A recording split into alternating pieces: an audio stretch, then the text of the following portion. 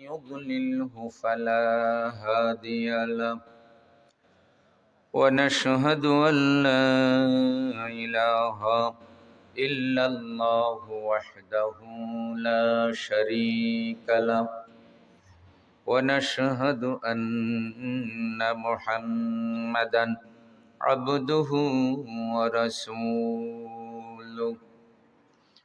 الذي أرسله بالحق بشيرا ونذيرا وداعيا إلى الله بإذنه وسراجا منيرا فقد قال الله تبارك وتعالى في كلامه المجيد والفرقان الحميد أعوذ بالله من الشيطان الرجيم بسم الله الرحمن الرحيم يا أيها الذين آمنوا اتقوا الله حق تقاته ولا تموتن إلا وأنتم مسلمون صدق الله العظيم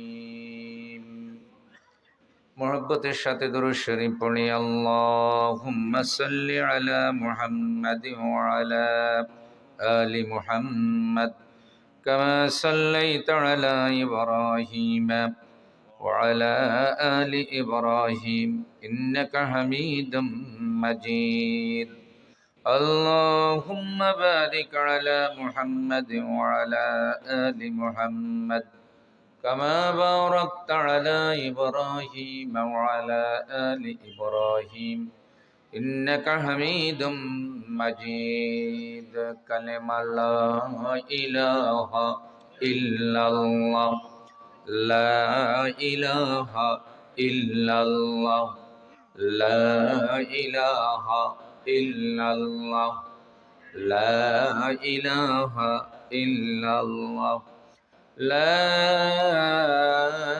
إله إلا الله محمد رسول الله صلى الله عليه وسلم আসমানী ইলম চর্চার প্রাণ কেন্দ্র ফয়েজগঞ্জ ইসলামী আলিম মাদ্রাসার উদ্যোগে আয়োজিত তফসিরুল কোরআন মাহফিলের সম্মানিত সভাপতি হযরত মাওলানা হুজ্জাতুল ইসলাম সাহেব, অধ্যক্ষ নাথিরপেটুয়া ফাজিল মাদ্রাসা, আল্লাহ সভাপতি সাহেবকে নেক হায়াত দান করুন, তার ইলমি খিদমত আল্লাহ কবুল করুন। আলোচনা করেছেন হযরত মাওলানা ডক্টর হিফজুর রহমান সাহেব, অধ্যক্ষ তামিরুল মিল্লাত কামিল মাদ্রাসা, এবং হযরত মাওলানা জামাল উদ্দিন সাহেব, মাওলানা কাউসারুল আলম সাহেব।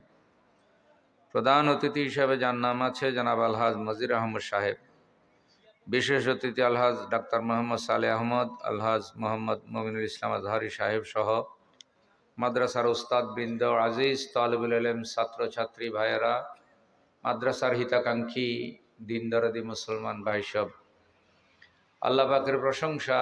শাবান মাস, রমজান সামনে, দ্বীনি ইলম যেখানে চর্চা হয় এরকম একটি মাদ্রাসার মাহফিলে আল্লাহ বসার তৌফিক দিলেন, আলহামদুলিল্লাহ বলি। রাসূল সাল্লাল্লাহু আলাইহি ওয়াসাল্লামের উপর দরুদ ও সালাম বর্ষিত হোক। সেই সাথে এই মাদ্রাসার খেদমত যারা করছেন, এই মাহফিলের খেদমত যারা করেছেন, আল্লাহ প্রত্যেকের খেদমত কবুল করুন।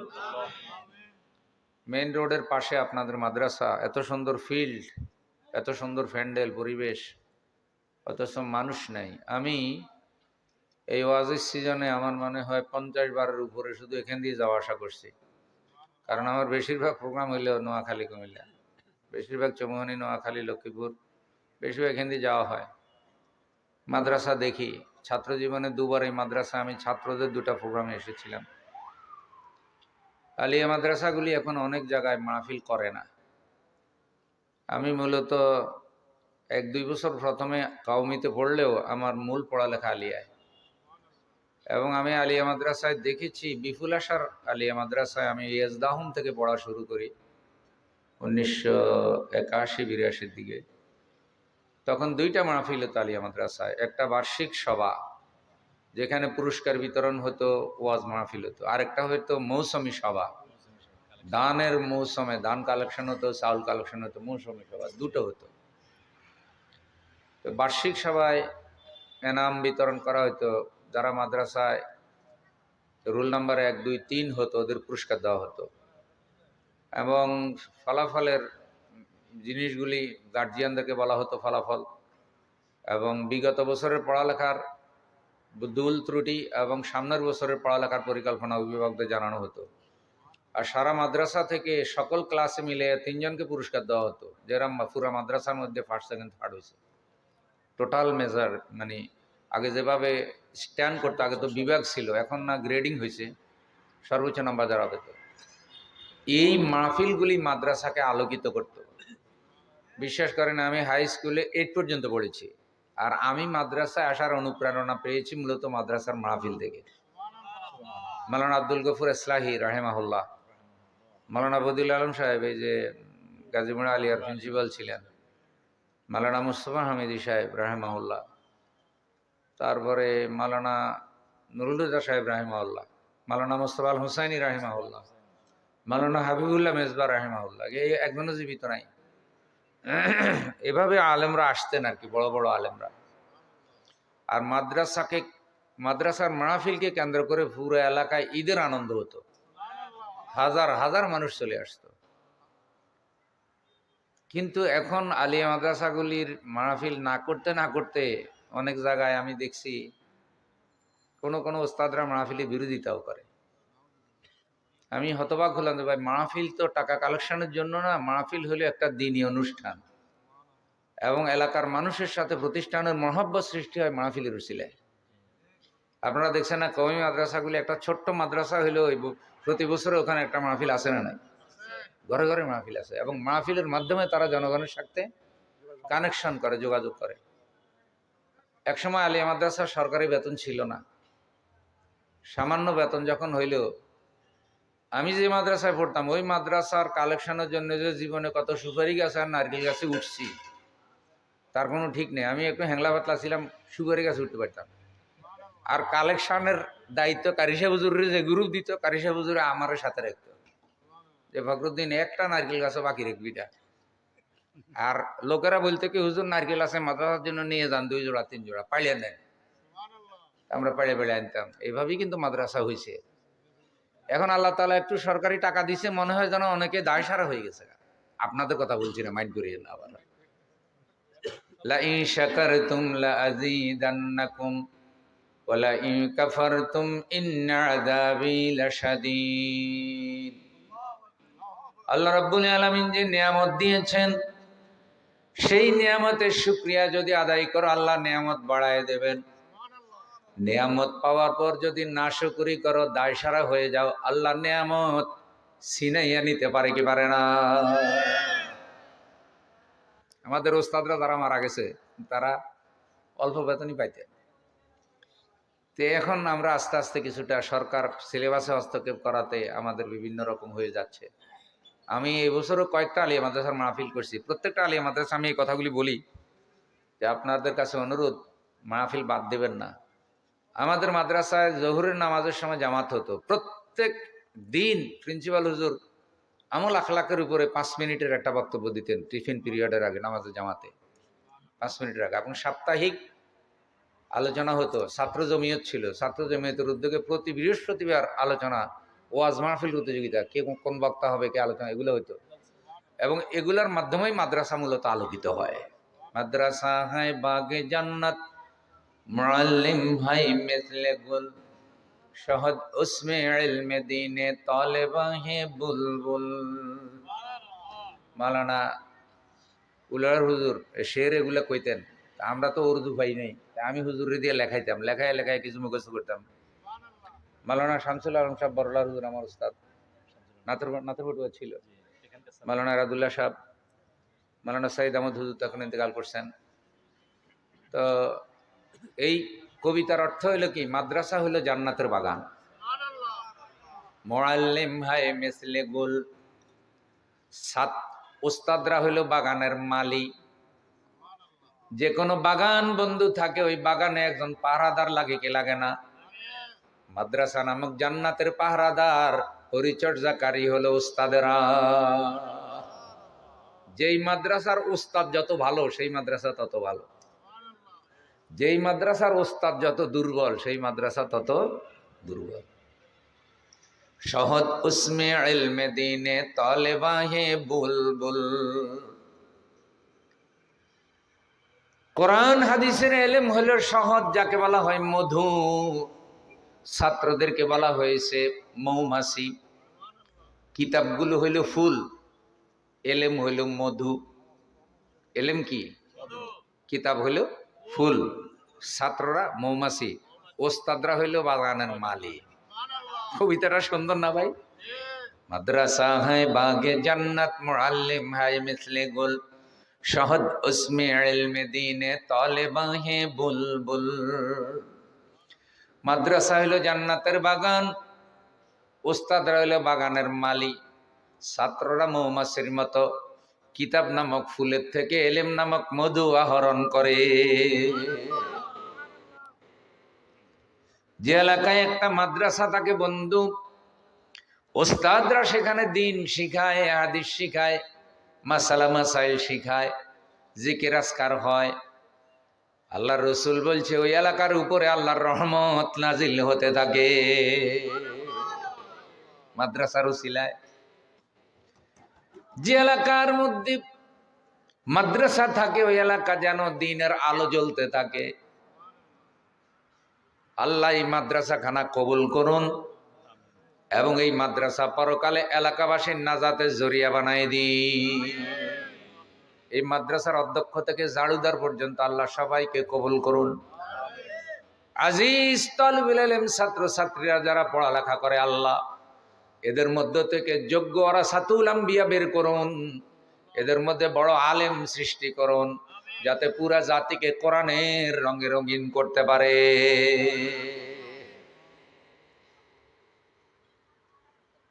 মানুষ আসে নাই, আসলেও কেউ কেউ গেছে গা।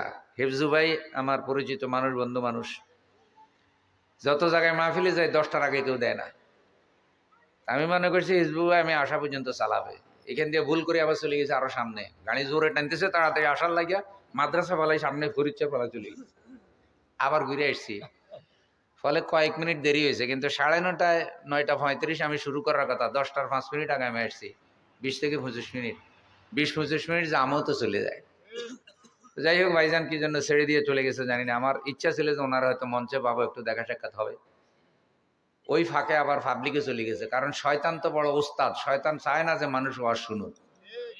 আপনাদের ফয়েজগঞ্জে শয়তান আছে না মরে গেছে? বড় বড় শয়তান আছে ভাই। শয়তান সহজে মরে না, শয়তানের করোনায় ধরে না ভাই।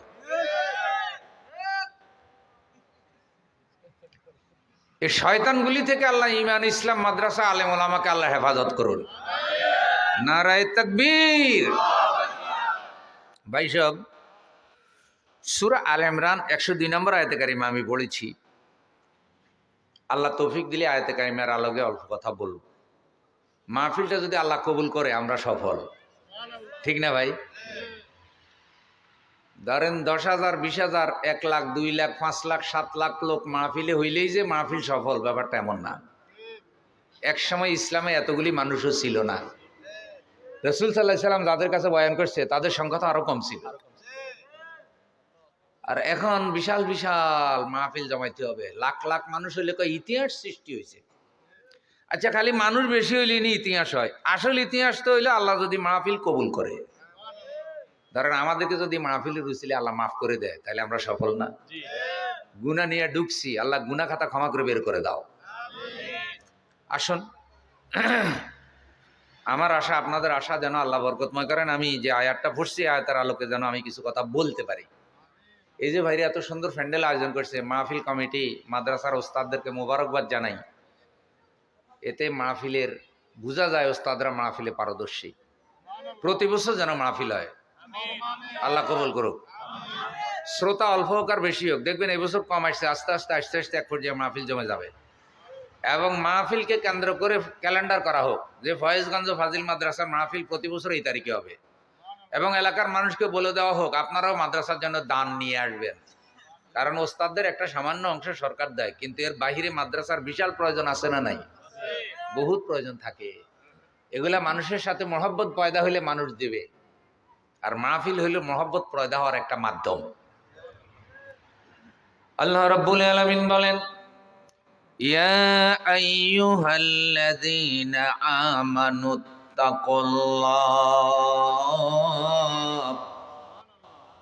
ওহে ঈমানওয়ালারা আল্লাহরে ভয় করো। ভয় করো কারে? হাক্কা তুকাতিহি, যেমন ভয় করা উচিত আল্লাহ হিসাবে। আল্লাহকে আল্লাহর মতো ভয় করা আমাদের পক্ষে তো সম্ভব না। তাই আয়াতের ভালো অর্থ হইল, হে ঈমানদারেরা, তোমরা তোমাদের সামর্থ্য অনুযায়ী সর্বোচ্চ ভয় তোমাদের মালিক আল্লাহরে করো।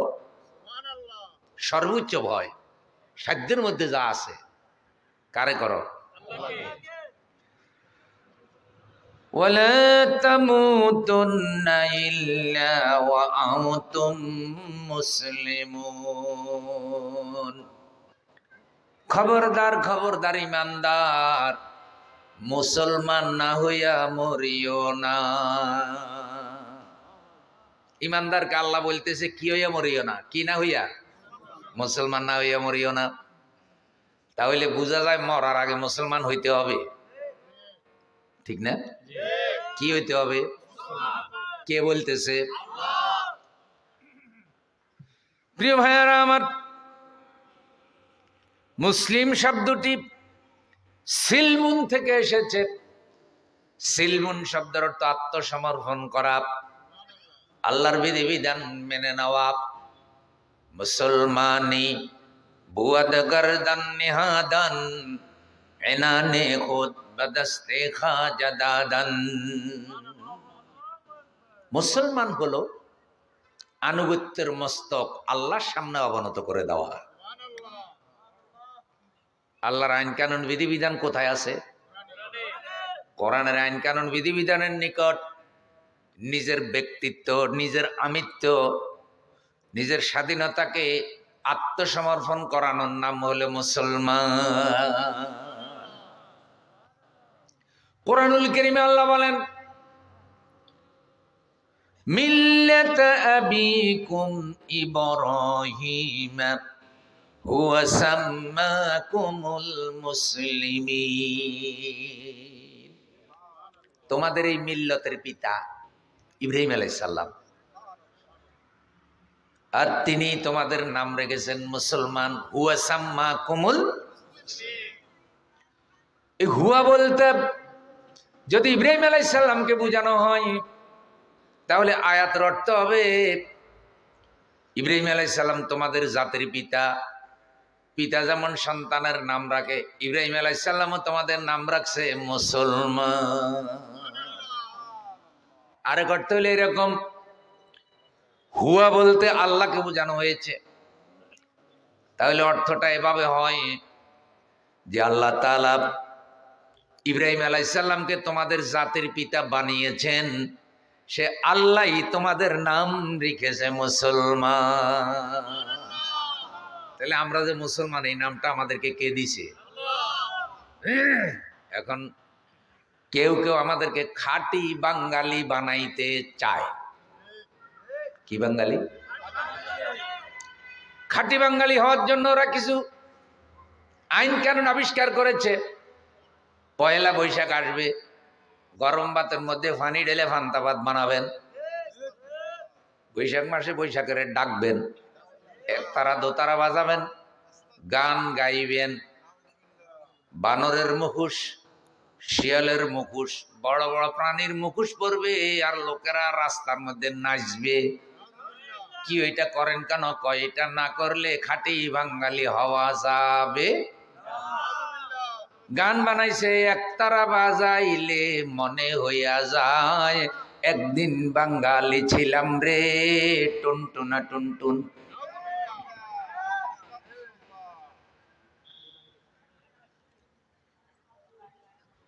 একতারা বাজাইলে বলে মনে হয় যে একদিন কি ছিল।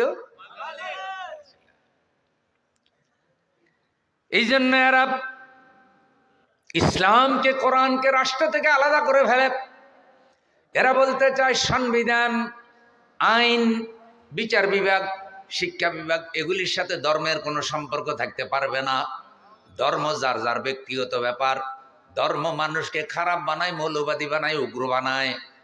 আমরা ধর্ম রাখবো না, আমরা খাঁটি বাঙালি হব। সুতরাং হিন্দু হোক, বৌদ্ধ হোক, খ্রিস্টান হোক, তাতে কিচ্ছু যায় আসে না, কিন্তু হইতে হবে খাঁটি বাঙালি। এখন আপনারা বলেন তো আল্লাহ কি বলছে? ইয়া আইয়ুহাল্লাযীনা আমানুত্তাকুল্লাহা হাক্কা তুকাতিহি ওয়া লা তামুতুন্না ইল্লা ওয়া আনতুম খাঁটি বাঙালিউন। এটা কি আল্লাহ কইছে যে ইমানদাররা আল্লাহর ভয় করো, খাঁটি বাঙালি না হইয়া মরিও না? এ কথা আল্লাহ কইছে নি? আবার খেয়াল করেন, কেউ কেউ মনে করে আমরা তো মুসলমান আছি, আমাদেরকে আবার আল্লাহ মুসলমান হয়ে মরতে কয় কেন? আল্লাহ তো বললে ভালো হইতো, হে হিন্দুরা মুসলমান না হইয়া মরিও না, হে খ্রিস্টানরা মুসলমান না হইয়া মরিও না, হে ইহুদিরা মুসলমান না হইয়া মরিও না, হে বৌদ্ধরা মুসলমান না হইয়া মরিও না। আল্লাহ ইমানদারকে কেন বলে মুসলমান না হইয়া মরিও না? আমরা তো মুসলমান আছি। কয় ভাই তুই কেমনে মুসলমান আসস? কয় ছোট কালে যে মুসলমানি করাইছে হিডা তো আছে।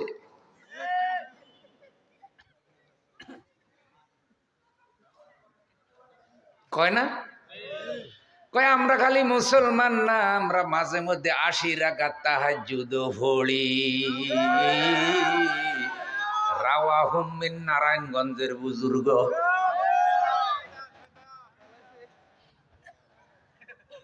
আপনারা হুজুরেরা ২-৪ রাকাত পড়ি ক্লান্ত হন, আমি ৮০ রাকাত পড়ি।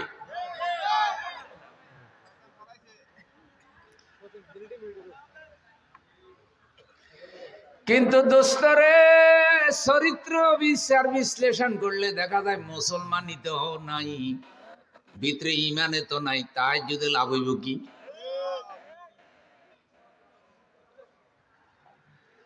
আমি এই পয়েন্টটা নিয়ে সামান্য কিছু কথা বলবো। বিশ্বাস করেন আমার ফয়েজগঞ্জের ভাইয়ারা, প্রেসিডেন্ট হইয়া মরলেন কিন্তু মুসলমান হইলেন না, কোনো লাভ নাই, জীবন বরবাদ। এমপি হইয়া মারা গেলেন, প্রধানমন্ত্রী হইয়া মারা গেলেন, কিন্তু মুসলমান হইলেন না, আল্লাহর কাছে কোনো মর্যাদা নাই। আল্লাহ দেখতে চাইবেন না আপনি কি প্রেসিডেন্ট, আপনি প্রধানমন্ত্রী, নাকি আপনি পীর সাহেব, নাকি আপনি কত বড় হুজুর, এটা আল্লাহ দেখবে না। আল্লাহ দেখবে আপনি মুসলমান হইয়া মরলেন কিনা। আর মুসলমান যারা হয় তারা জীবনের সকল ক্ষেত্রে আল্লাহর বিধান মেনে নেয়। আল্লাহর আইন না মানলে মুসলমান হওয়া যায় না। এবার শুনেন, আল্লাহ রাব্বুল আলামিন ইব্রাহিম আলাইহিস সালামের ব্যাপারে আরো বলেছেন,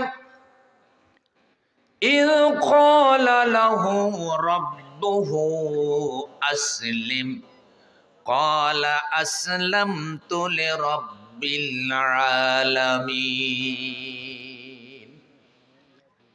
ইয ক্বালা লাহু রাব্বুহু, যখন তাকে তার রব বললেন আসলিম, মুসলমান হন, আত্মসমর্পণ করেন। ক্বালা আসলামতু লিরাব্বিল আলামিন, ইব্রাহিম আলাইহিস সালাম সাথে সাথে বললেন, জগৎ সমূহের প্রতিপালক আমার রবের নিকটে আমি আত্মসমর্পণকারী হয়ে গেলাম, আমি মুসলমান হয়ে গেলাম। সুবহানাল্লাহ।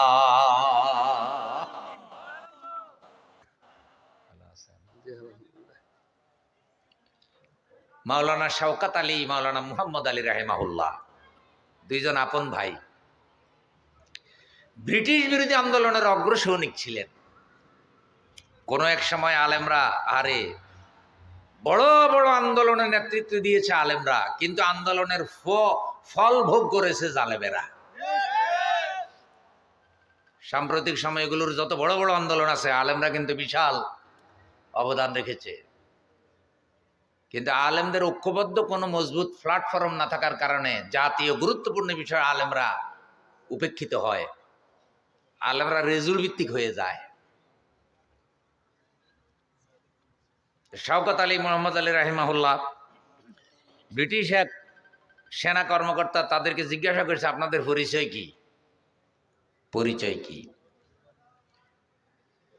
তারা জবাব দিলেন, আমাদের প্রথম পরিচয় আমরা মুসলমান, আমাদের দ্বিতীয় পরিচয় আমরা মুসলমান, আমাদের শেষ পরিচয়, আমাদের স্থায়ী পরিচয় আমরা মুসলমান।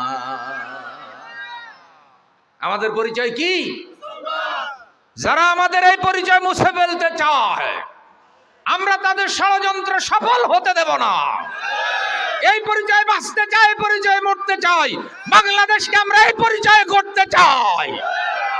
নাস্তিকদের ষড়যন্ত্র বাস্তবায়ন হতে দেওয়া যাবে না।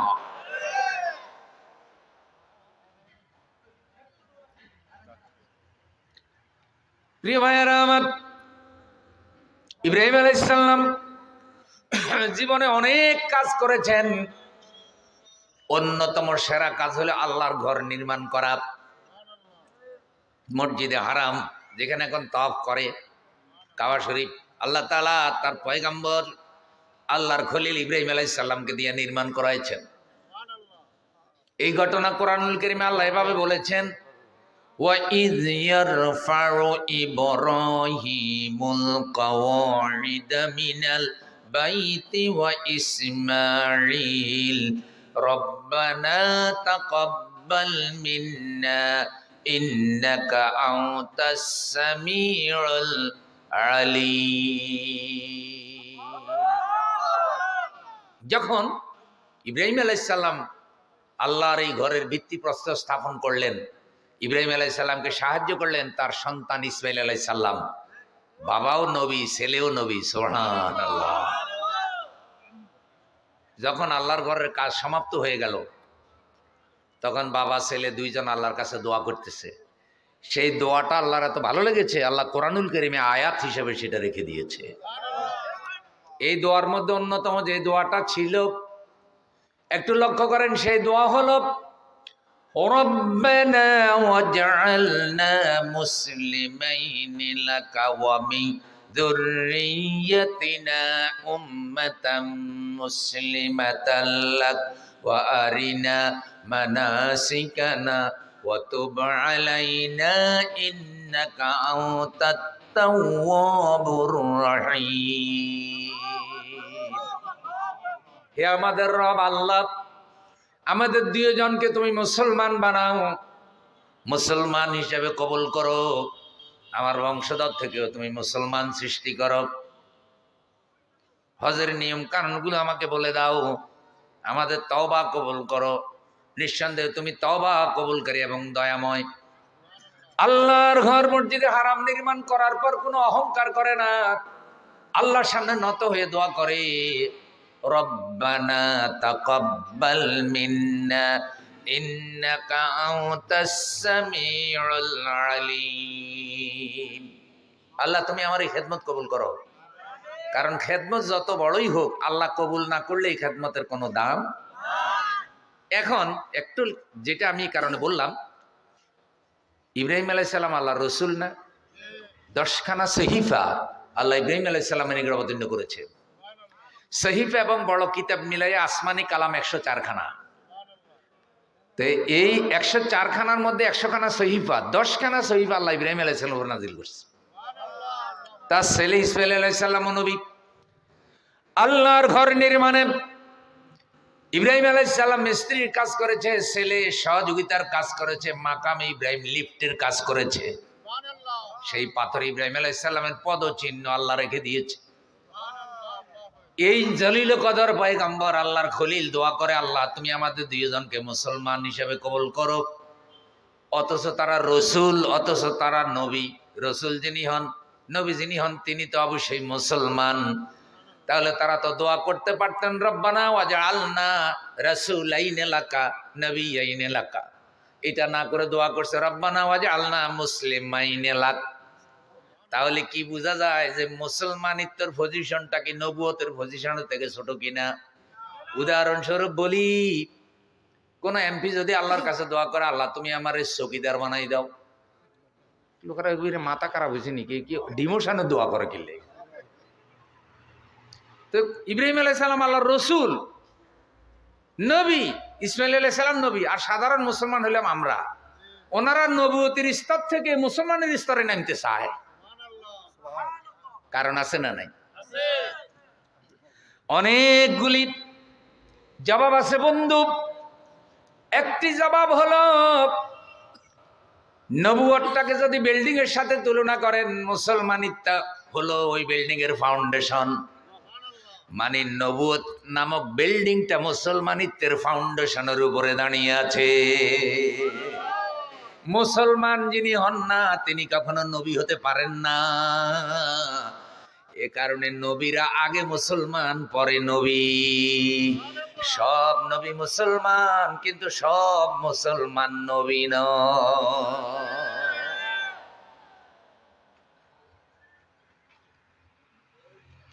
সেরা মুসলমান হলো নবীরা।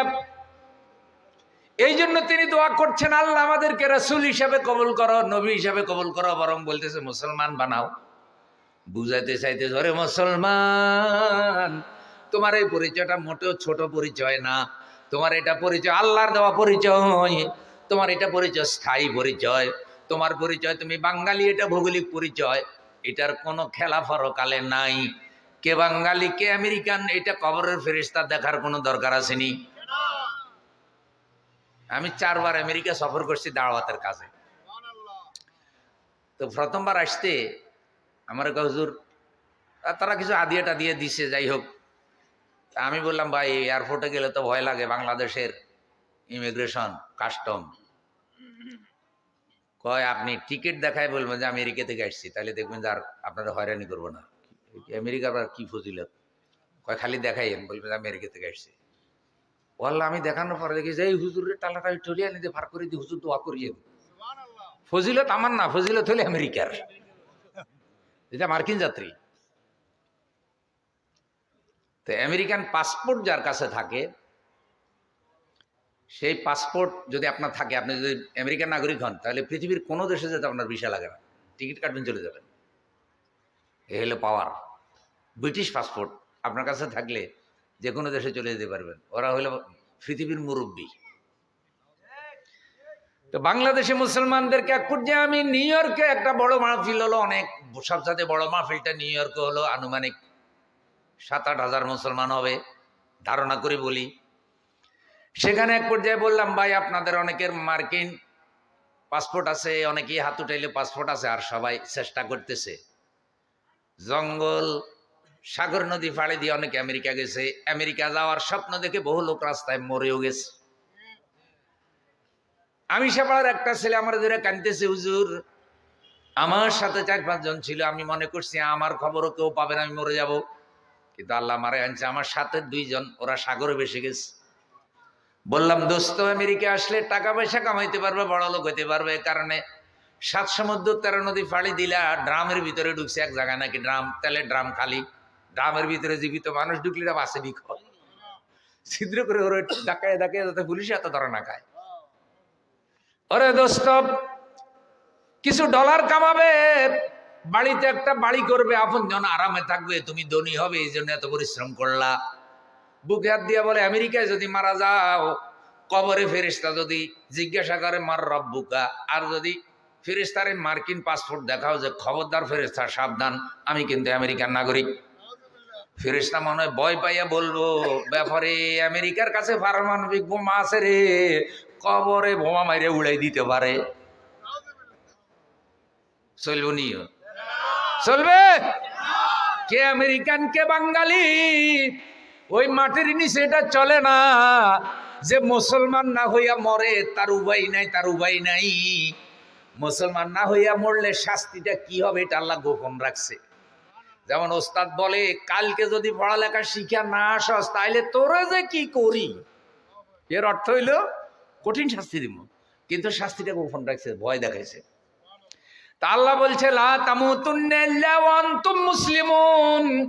খবরদার খবরদার, মুসলমান না হইয়া মরিও না। মুসলমান না হইয়া মরলে কি শাস্তি দিবে আল্লাহ এটা গোপন রেখেছে, যাতে বান্দারা কেউ মুসলমানিত পরিচয়টা না হারায়। ওরে দোস্ত, কবরে গেলে কোনো দলীয় পরিচয় চলবে না।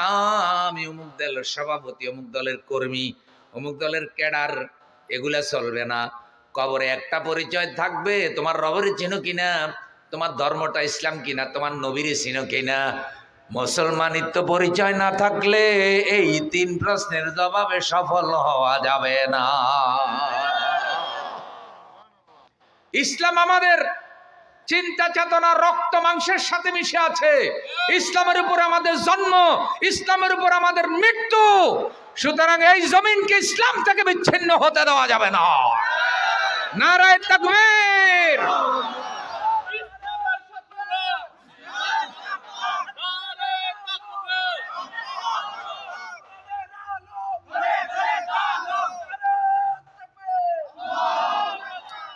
প্রিয় ভাইয়েরা আমার, ইউসুফ আলাইহিস সালামের নাম শুনছেন নি? আপনাদের ফয়েজগঞ্জের ইউসুফ ভাই নেই? রসুল সাল্লাল্লাহু আলাইহি সাল্লাম, আল্লাহর রসুল, আপন ভাইরা তার সাথে দুশ্মনী করেছে। কি হৃদয় বিদারক ঘটনা! আপন ভাইয়েরা তাকে হত্যার জন্য কুয়োর মধ্যে ফেলে দিয়েছে। ওইটা কুয়ো ছিল না, আল্লাহর ভালোবাসার চোখ ইউসুফ আলাইহিস সালামের উপরে ছিল। ফলে জালিমের কুয়া ইউসুফ আলাইহিস সালামের মিশরের ক্ষমতায় যাওয়ার রাজপথ হয়ে গেছে। সব সময় জালিমের জুলুম মানে লস হয় না, মাঝে মধ্যে লসের মধ্যে লাভ হয়। কথা কর না।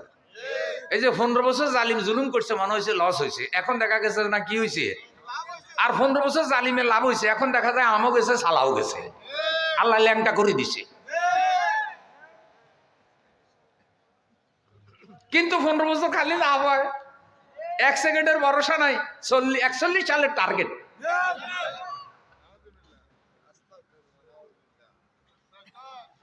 আড়াই দিনের সময় লইয়া আইলি এই ববে, রঙ্গ রসে মত্ত থেকে কয়দিন আর যাবে, ভোলা মন কয়দিন আর যাবে। জীবন খেয়ায় ঝড় উঠেছে ভব নদীর ধারে, এখন যদি ডুইবা পড়ে কেমনে পাবি তারে, অমন কেমনে পাবি তারে। সাবধানে তুই পা লুড়াইয়া চল মুসাফির চল রে চল, ভবেরি রঙ্গ মেলায় বাঁচবি কদিন বল। বয়স 80-র কাছাকাছি, কয় আমি আরো থাকবো। কেন থাকবা? কয় আমার মতো সেবক রাবেয়া বসরি তোমরা কই পাইবা। তাই ছাত্র মারো, 2-4 হাজার মারলে হবে না, 2-4 লাখ মারো, মাইরা হইলে আমারে বাঁচাও। তোমারে বাঁচাইতে হবে কেন? কয় আমার মতো আল্লাহর ওলি আর পাইবা না। চরিত্রের দিকে তাকাইলে দেখা যায় ফেরাউনের নানি হলি।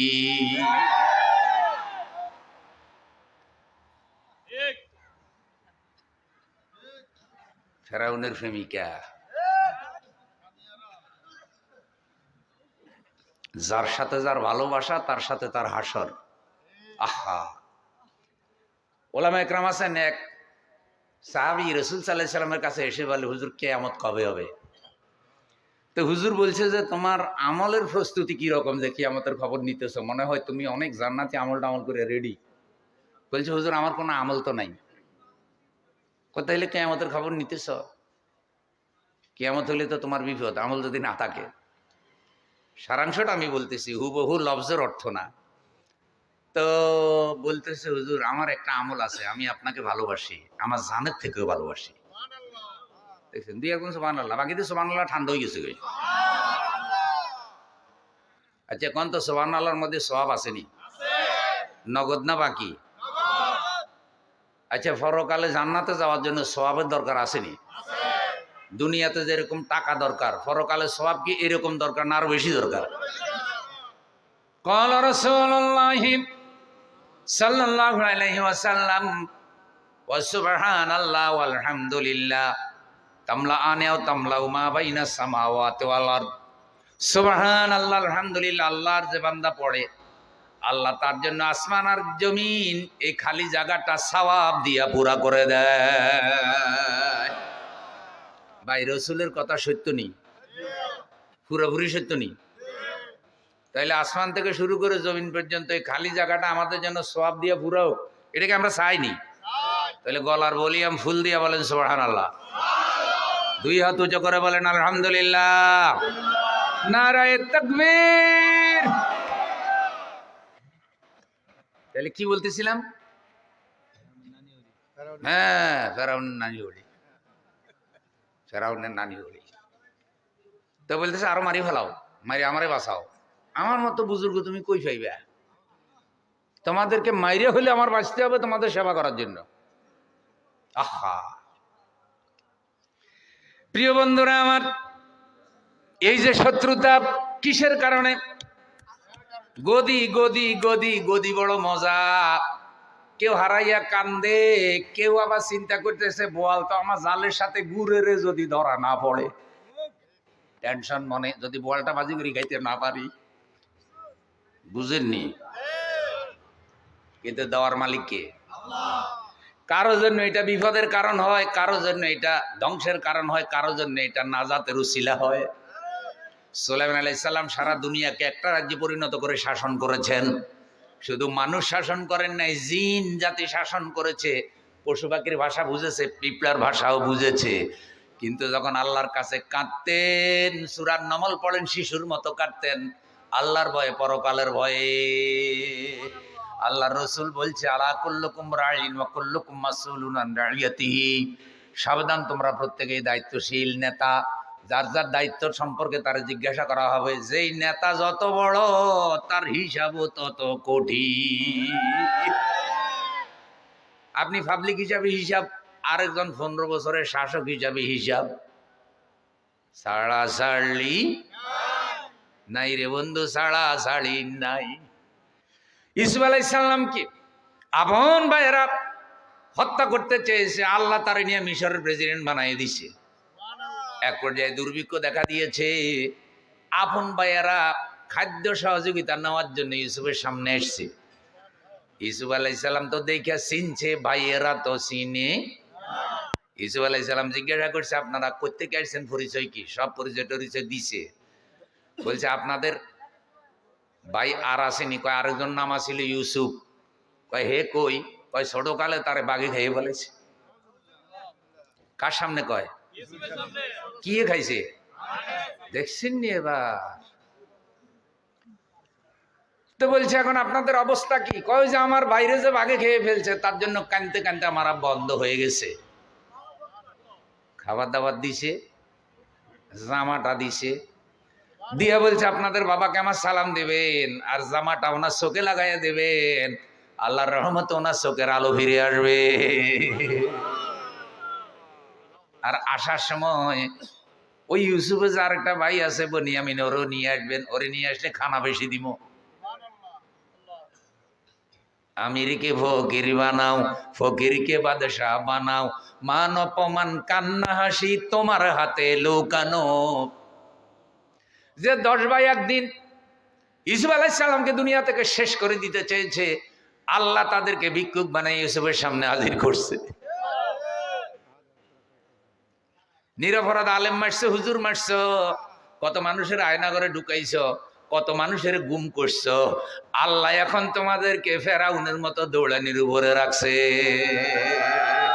ধরে ধরে ধরে না, ধরলে আল্লাহ প্রিন্সিপালের মাথার উপরে পর্যন্ত ছবি উঠে দিছ। উঠেছে নি? আমি এক হুজুরে বললাম, হুজুর এটা তো হারাম, শিরিক। হুজুর কিতাম? তা আল্লাহ তো ধরবো, যার আমল নামায় শিরিক থাকে তার তো ক্ষমা নাই। আইন করে দিছে, এখন আইন করে দিলে তো হুজুর আর এটা অমান্য করার সুযোগ। হাসরের দিন ফেরেশতা যদি মুগুল আসে, ওই ডাকাইতে দেখাই দেবো, আল্লাহ হাতে সভাপতি, হাতে গায়ে জোরে উঠেছে, আল্লাহ হাতে ফিরান।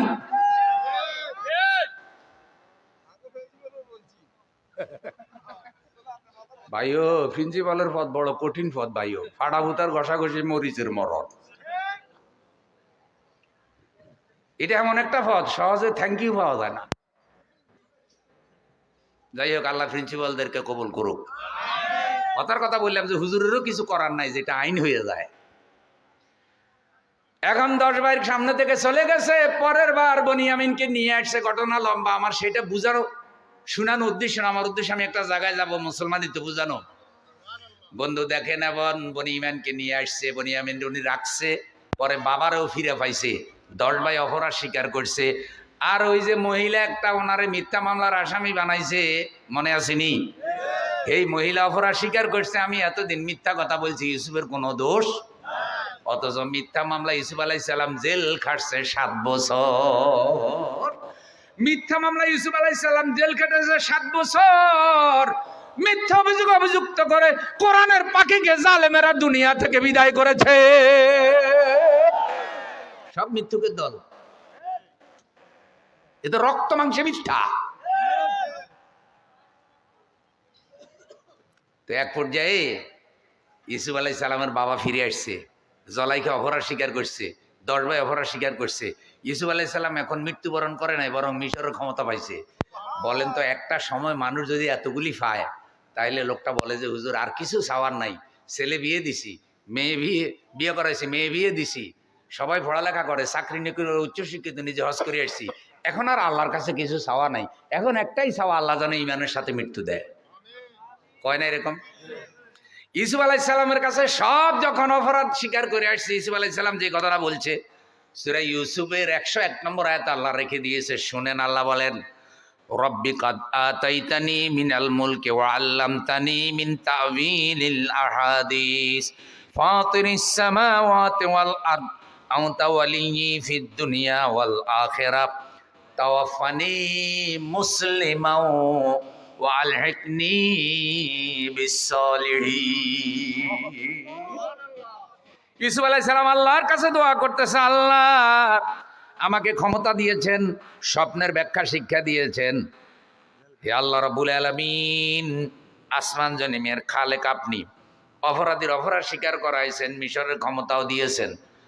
রব্বুল আলামিন আমার বাবাকে ফিরাই দিয়েছেন, মহিলা তার অপরাধ স্বীকার করছে, এখন আর আমার চাওয়া কিছু নাই, এখন আমার চাওয়া তাওয়াফানি মুসলিমা, তাওয়াফানি মুসলিমা।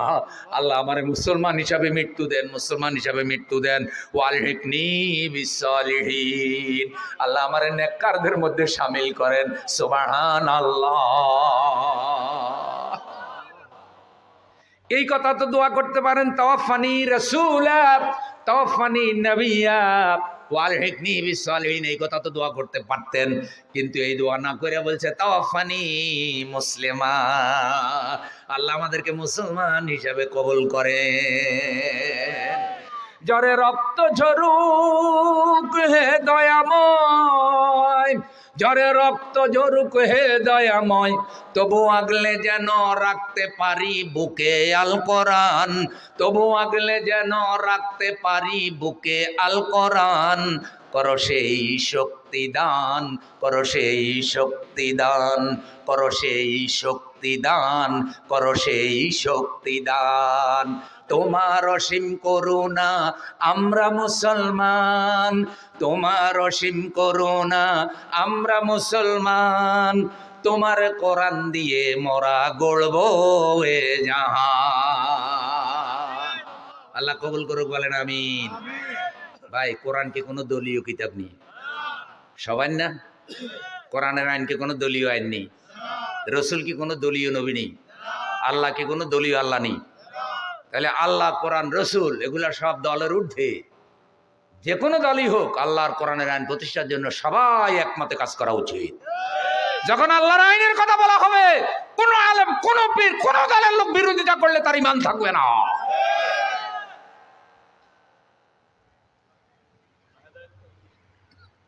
আল্লাহ তাআলা বলছেন, ইয়া আইয়ুহাল্লাযীনা আমানু দুখুলু, কইছেনি? আমার ওস্তাদ কয় ফখরুদ্দিন, উদখুলুর মধ্যে ধাক্কা দিবি। হুজুর ধাক্কা দেব কি লেগা? অনুবাদ কি? হুজুরে নোয়াখালীর ভাষা অনুবাদ করে, কয় আল্লাহ বলতেছে হান্ডা, হান্ডা বুঝেনি? মানে ঢুকো, ঢুকো। কিসের মধ্যে ঢুকো? সিলমের মধ্যে। উদখুলু, উদখুলু, ধাক্কা। ঢুকো, ঢুকো, ঢুকো। কিসের মধ্যে? সিলমের মধ্যে, ইসলামের মধ্যে ঢুকো। ফিসিলমে কাফা, পুরোপুরি। আল্লাহর আইন যদি প্রতিষ্ঠিত না থাকে, পুরোপুরি ইসলামে ইচ্ছা করলেও ঢুকা যায় না। কথা বুঝেন নাই? হুজুর করে দোষ দেয়, আগের হুজুররা ভালো ছিল রে, এখনকার হুজুরদের দোয়া কবুল হয় না। মজার কথা, ইমাম সমিতির প্রোগ্রামে গেছি, তো সেখানে এক লোক দোয়া পড়াইছে, কয় হুজুর আপনাদের আগের হুজুররা দোয়া করলে দোয়া কবুল হইতো, এখনকার হুজুরকে দোয়া কবুল হয় না। আমি বললাম ঠিকই বলছেন, আমাদের ওস্তাদদের মতো আমরা অত কোয়ালিটিফুল হুজুর হইতে পারিনি। আসলে যেই হুজুর মারা যায় তার রিপ্লেসমেন্ট আর হচ্ছে না। যতই জিগজাগ দেখেন, ভিতরে আসলে খালি। আলেম যে ইন্তেকাল করে সেই ঘাটতি আর পুরা। ওস্তাদে জিজ্ঞাসা করেন নজর ওস্তাদরা যে মানে ছিল সেই মানের ওস্তাদ এখন আছে কিনা। তো ওনারা আস্তে করে বললাম কিন্তু হাদিসে আছে হারাম খাইলে তো দোয়া কবুল হয় না। হুজুরের কি খানা খাওয়াইছেন যে হুজুরের দোয়াও বরবাদ হইছে। এটা আবার কি কন? কই ধরলে ধরেন হুজুরের টিফিন বাড়ি আপনার ঘরে গেছে, আপনি মসজিদের সভাপতি, হুজুরের টিফিন বাড়ি ঘরে ঘরে যায়নি, খানা টানা দেয়নি, বেতন টেতন দেয়নি। এখন আপনি হুজুরের টিফিন বাড়ির ভিতরে সুদের টাকা দিয়ে চাউল কিনে ভাত রাঁধে দিয়েছেন, ঘুষের টাকা দিয়ে মুরগি কিনে বাজি দিয়েছেন, সন্ত্রাসা সাদাবাজির টাকা দিয়ে মাছ বাজি দিয়েছেন, আপনার বউ ফাঁসের আরেকজনের ক্ষেতের থেকে মরিচ চুরি করে তরকারিতে দিছে। কথা কন। এখন টিফিন বাড়ি দিছে হুজুরের ঘরে। হুজুরে তো মসজিদের মধ্যে নামাজ পড়ি খানা খাইছে, হুজুরের দোয়া তো টিফিন বাড়ির মধ্যেই ঠাড়া পড়ছে রে ভাই। হুজুরের দোয়া নষ্ট হওয়ার জন্য তো আপনার বাড়ি যাই, হুজুরের তো দোষ নাই। কি বুঝাইতে চাইলেন? আমি বললাম বুঝাইতে চাইছি সবাই মিলে ভালো হইলে হুজুরও ভালো হবে। খাবার হালাল করেন, ইনকাম হালাল করেন, পুরা দেশ পবিত্র করেন, অর্থনীতি পবিত্র করেন, সমাজনীতি পবিত্র করেন, সংবিধান পবিত্র করেন, রাজনীতি পবিত্র করেন, নেতাগুলা লোভ লালসা ঠিক করেন। তা না হলে হুজুর একলা কেমনে বুজুর্গ হইব? হুজুরের দোয়া কবুল না হওয়ার জন্য আপনাদেরও দায় আছে। কত আলেম ওলামা ওয়াজ করতে করতে মঞ্চে মরে গেছে সুদের বিরুদ্ধে। সুদ মরে না, সুদ আর মোড়া দাদা হয়। ফয়েজগঞ্জে সুদ আসেনিও।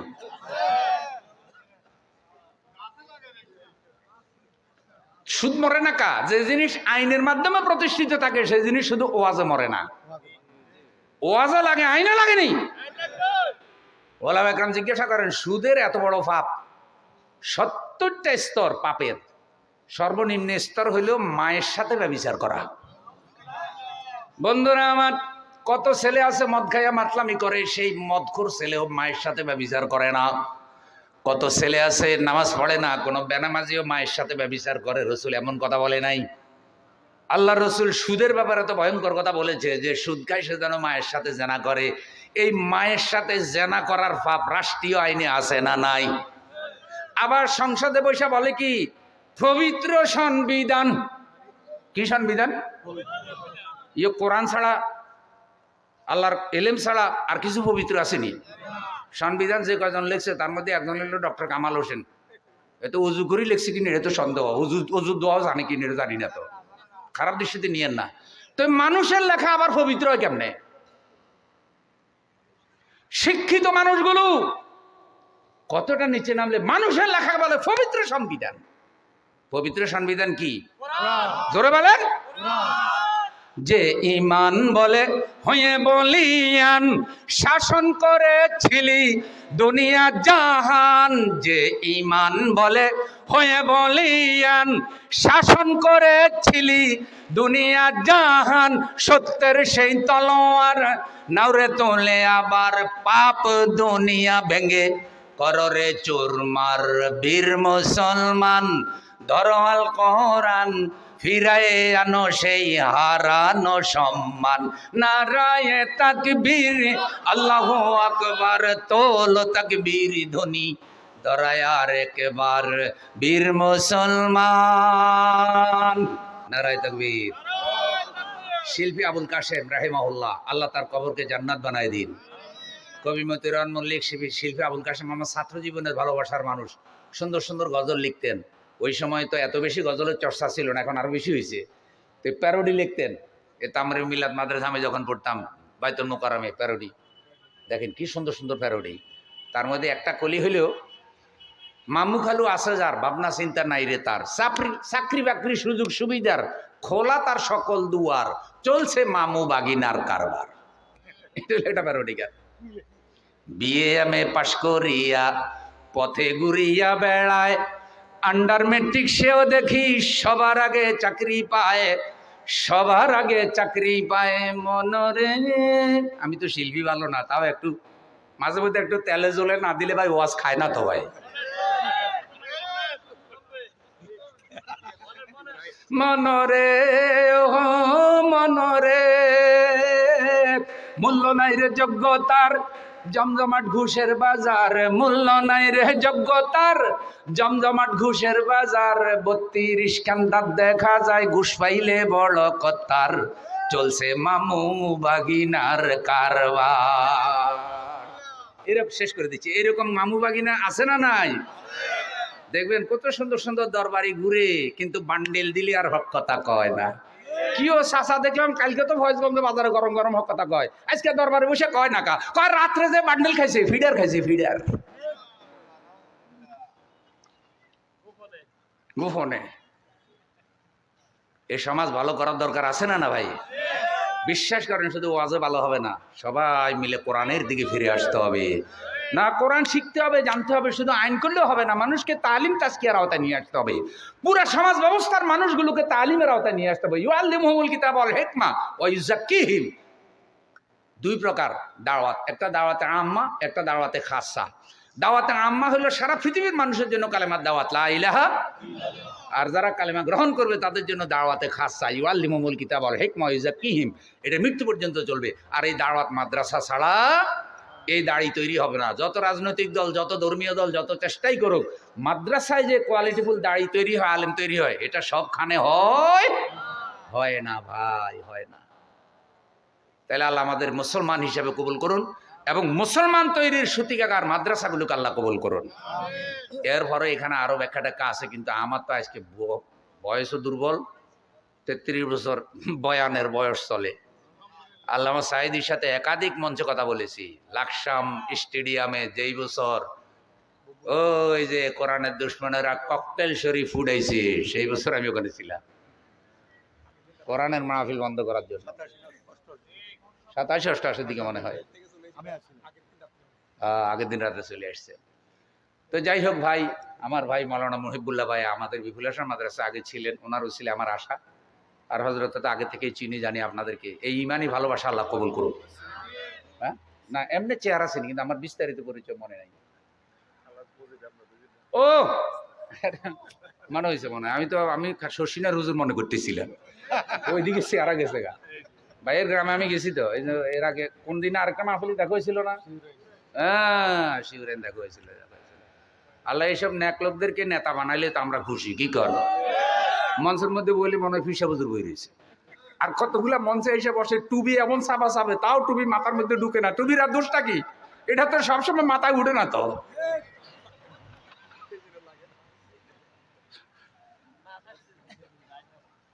এই জন্য আমাদের এই ভাইদেরকে আল্লাহ কবুল করুক, আমিন। মাদ্রাসা ভালোবাসবেন, বাচ্চাদেরকে মাদ্রাসায় পাঠাবেন। এখন কিন্তু আলহামদুলিল্লাহ মাদ্রাসা অনেক উন্নত, আলহামদুলিল্লাহ। এই জন্য মাদ্রাসার আমল আখলাকের প্রতি খোঁজ খবর রাখবেন, ওস্তাদদেরকে ভালোবাসবেন, মাদ্রাসার খবর নেবেন, এবং মাদ্রাসার ভালো মন্দ করবেন। নাতি নাতনি যারা আছে সবাইকে মাদ্রাসায় পাঠাবেন। আল্লাহ কবুল করুক, আমিন। আসসালামু আলাইকুম রহমতুল্লাহ, আখির দাওয়ানা আলহামদুলিল্লাহ রাব্বিল আলামিন। কথা কইতেন না কিছু? ও আল্লাহুম্মা আমিন। রাব্বানা যালামনা আনফুসানা ওয়া ইল্লাম তাগফির লানা ওয়া তারহামনা লানাকুনান্না মিনাল খাসিরিন। আল্লাহ মাহফিল কবুল করে নেন। আল্লাহ মাহফিলের প্রধান অতিথি আমাদের প্রিয় ভাই জনাব আলহাজ মজির আহমদকে কবুল করে নেন। আল্লাহ তার জীবনে নেক আমলগুলো কবুল করেন, দ্বীনের আলোকে আলোকিত করে দেন। ফয়েজগঞ্জ মাদ্রাসা কবুল করেন।